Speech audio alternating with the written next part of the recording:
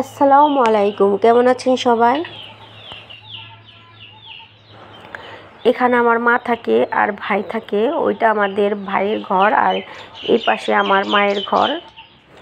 এটা একটা আমার রান্নার চ্যানেল, কিন্তু আমি কাজের জন্য সবসময় রান্নার রেসিপিগুলো ছাড়তে পারি না, আর ছাড়ার জন্য তেমন একটা সময়ও পাই না।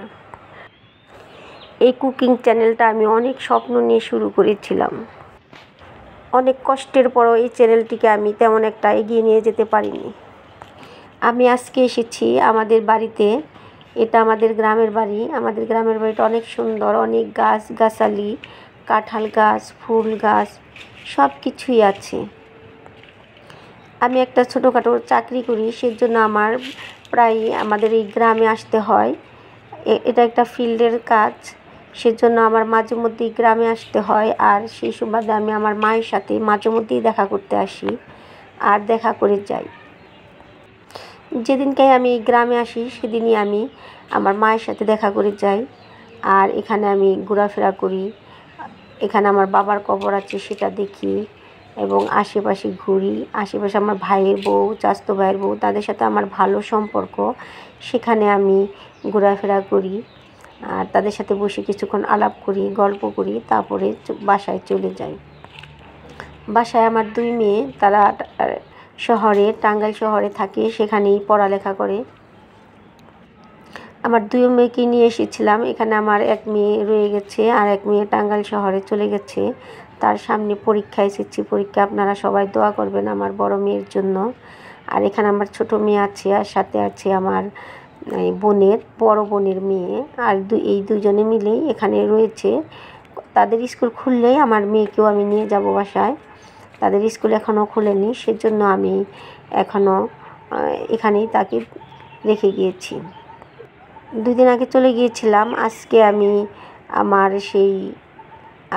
আমি আমার চাকরির কাজের জন্য ফিল্ডে এসেছি বাড়িতে। সেই সুবাদে আমার মেয়ে কিছু কাপড় চোপড় নিয়ে আসতে বলছিল, সেই কাপড় চোপড়গুলো নিয়ে আমি এখন এই আমাদের গ্রামের বাড়িতে এসেছি। এখানে আজকে আমি চলে যাব, যেহেতু আমার বড় মেয়ে বাসায় রয়েছে। সামনের বৃহস্পতিবার দিন তার পরীক্ষা, সে পরীক্ষা দিবে। সেজন্যই আমি আবারও বিকেলে চলে যাব। এখানে আমার 1 ভাই এবং আমার মা থাকে। আমার ভাই আছে, ভাইয়ের 2টা বাচ্চা আছে, একটা ছেলে একটা মেয়ে, ছোট ছোট।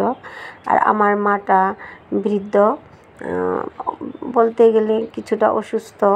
সেজন্যই আমি মাঝে মধ্যেই আসি এবং মাকে দেখে যাই।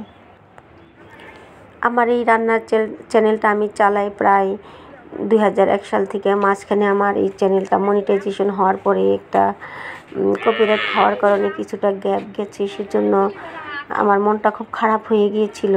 সেজন্য কিছুদিন আমি এই চ্যানেলটা চালানো বাদ দিয়েছিলাম। আবার মাঝখানে কিছুদিন আবার রান্নার চ্যানেল দিই,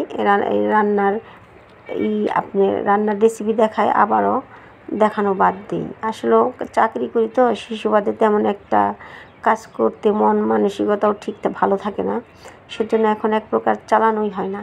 এখন থেকে ঠিক করেছি আমি মাঝে মধ্যে আমি যেখানেই যাই না কেন, আমি সেগুলোই আমার এই চ্যানেলে দিব। আর মাঝে মধ্যে আমার জীবনের যে গল্পগুলো, সেগুলোই আমার এই চ্যানেলে শেয়ার করব।